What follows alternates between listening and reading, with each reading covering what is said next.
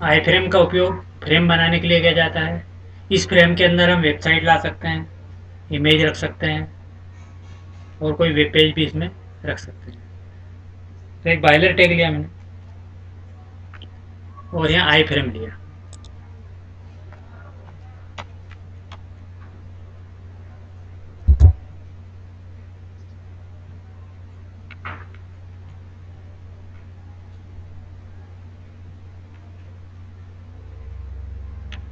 इस फ्रेम के अंदर एक वेबसाइट रखी हमने।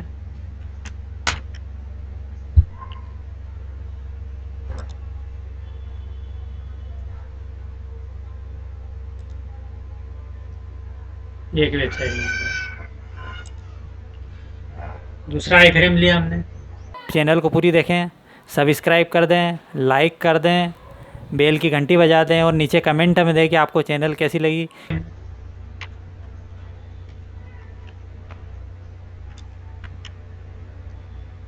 इस प्रकार इमेज आ गई। स्क्रोलिंग के द्वारा हम इसको देख भी सकते हैं।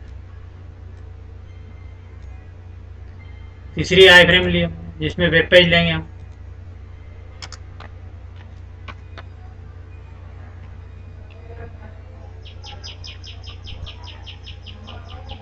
आई फ्रेम .html। इसकी विड्थ हाइट भी बढ़ा सकते हैं हम। Width 400 pixel, height 500 pixel.